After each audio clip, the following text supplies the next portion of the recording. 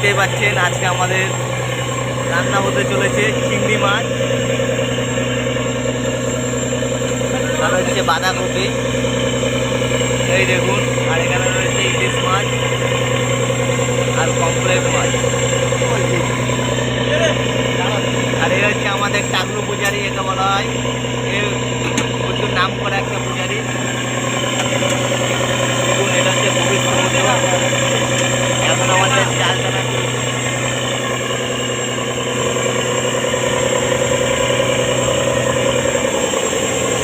এখন আমাদের জাল টানা চলছে। এই দেখুন সবাইকে, এই হালটাকে বাঁধা রয়েছে। এটা হচ্ছে এটা হচ্ছে পবিত্র সমুদ্র, মহাসমুদ্র। এখানে কোনো ফুল কিনারা কিছুই পাওয়া যাবে না। যেদিকে চাকাবেন চারিদিকে শুধু জল আর জল, শুধু ধুমো হয়ে রয়েছে। ওয়েদারের আবহাওয়াটা দেখতেই পাচ্ছেন, সূর্য ওঠেনি এই মুহূর্তে।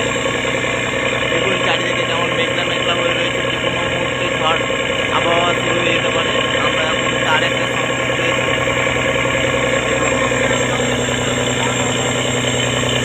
আমাদের ফিশিং চলছে, এগুলি জাল ফেলা হয়েছে, ইলিশ মাছ চলছে, রান্না হবে।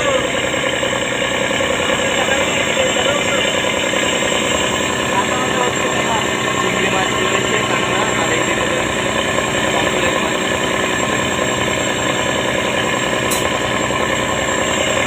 আর আমাদের যে লোকগুলো, এটা হচ্ছে একটা রুম। এই দেখুন লোকজন সব ঘুমিয়ে যাচ্ছে, দেখতেই পাচ্ছেন সবাই। এখানে জলের বিসলারি জলেরও ব্যবস্থা রয়েছে। আর মাঝে ওখানে রয়েছে হালে, যাকে বলা হয় সমুদ্র। আরেকজন দেখুন জলকে কেমনভাবে পড়ছে। আজকে আমাদের গৌর সমুদ্রের 3 দিন এসছি। দেখুন মানুষটা কতটাই কাছে খুঁজতে আছে গৌর সমুদ্রের ভিতরে।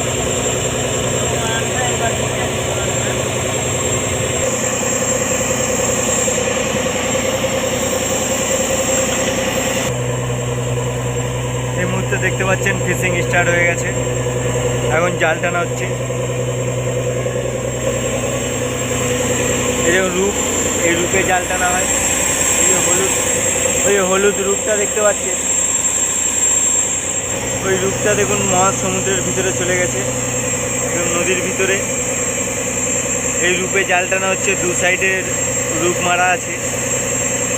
এই এক সাইডের রূপ। এই দেখুন, এই দেখুন আবার ইলিশ মাছ রান্না হচ্ছে।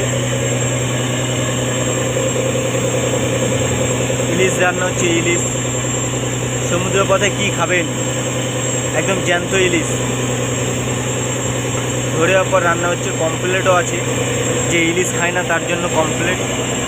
পূজারি বাবু কমপ্লেটটা উঁচু করে দেখাও একটু। আরে উঁচু এত দেখাও। মাছ কাটছে না, এটা কি পিত্তি রেখে দিয়েছে, একজন মাছ কেটেছে। এটা কি বলবো বলতে পারা বানানকে। এই দেখুন, এই দেখুন সব খেলাই বানা। ইলিশ মাছের ডিম ফেলে দিচ্ছে, কারণ এখানে সব নামি দামি ব্যক্তিরা খায়, তো এরা ডিম ছাড়াই খায়। এই দেখুন পূজারি বাবু, এনার বাড়ি নামখানা নারায়ণতলায় বাড়ি।